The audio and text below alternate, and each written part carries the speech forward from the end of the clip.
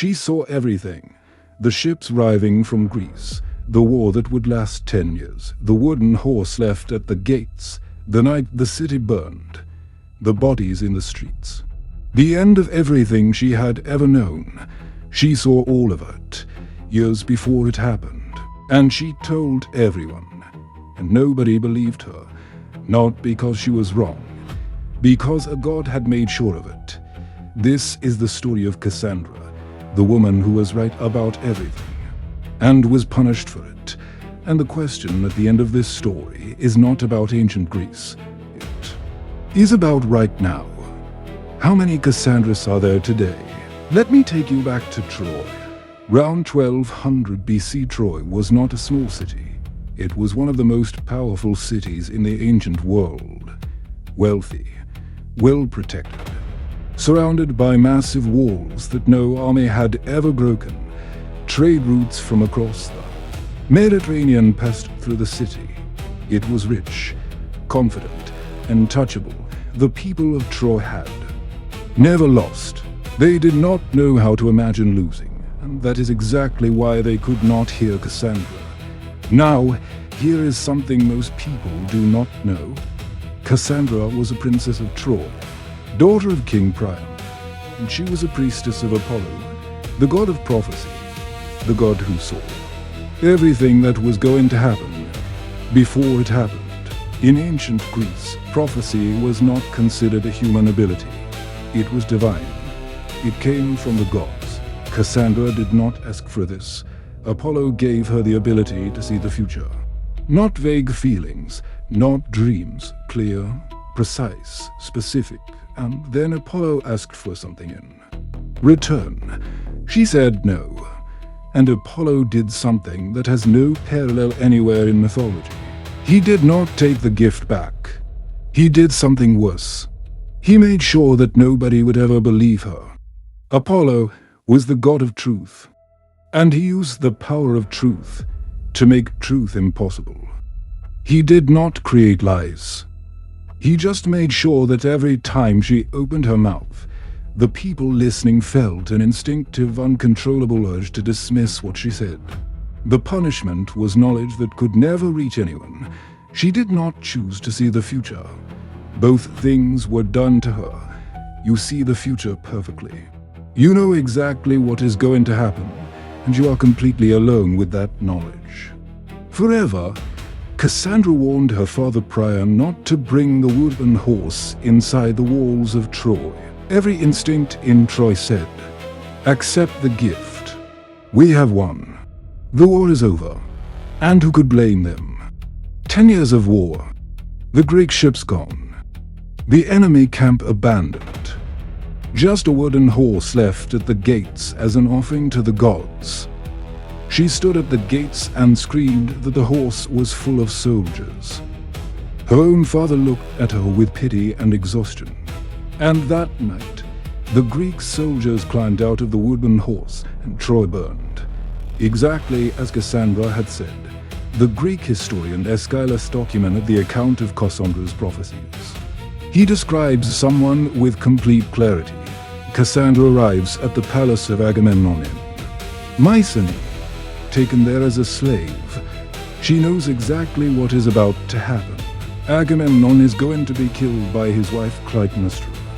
She says this out loud to everyone standing there.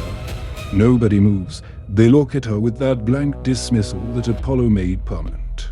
Nobody stops what is about to happen.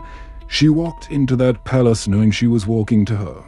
And because what else do you do when no one will listen? The walk. The moment she stepped through those doors, that is the darkest moment. You stop trying to change the outcome. You just walk. The fall of Troy and the palace of Agamemnon are not the only times Cassandra was right. She predicted the outcome of the Trojan War from the very beginning. When Paris came back from Sparta with Helen, when the Greek ships appeared on the horizon, when her father called the Council of War, Cassandra said, "This war will destroy us." Troy had the greatest walls in the ancient world, an army that had never been beaten. resources that could sustain a siege for years. And Cassandra looked at all of that and saw the end. She was right. 10 years later, the city was ash. Now, here is the detail that most people miss. Cassandra was not the only one who knew the truth. Everyone knew except the people who could have changed the outcome.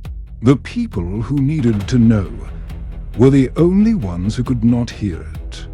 This is what psychologists today call the Cassandra complex.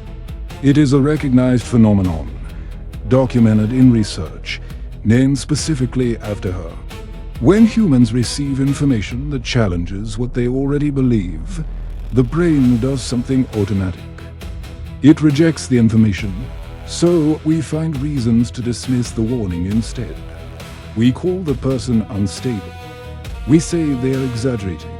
The scientist James Lovelock spent decades warning about the effects of climate change. In the 1970s, when nobody was listening, he had the data. He had the models. He was ignored, called an alarmist. Decades later, everything he predicted was confirmed. The doctor Ignaz Semmelweis discovered that doctors were spreading infection by not washing their hands. He begged his colleagues to change. He was dismissed, ridiculed. Years later, after his death, his discovery saved millions of lives. He was Cassandra in 2019. Epidemiologists warned that the world was unprepared for a major respiratory pandemic. They were largely ignored. A year later, the world found out they were right. They were Cassandra. Apollo did not take her gift away. He made her completely unable to be believed. Is that a punishment or something darker? The only thing that changes is that one person has to watch it coming, knowing they will fail. There's a word for that. Moral injury. The damage done to a person when they see the harm coming and cannot stop it. Cassandra experienced moral injury for her entire life. Every warning ignored. Every disaster arriving exactly as she said. We chose her name because the pattern is so common. It tells you how normal it is for the truth to arrive too early. Cassandra did not fail. The world around her failed. And the city burned anyway. Tell me in the comments, who is the Cassandra in your world right now? Subscribe if you want to keep going deeper.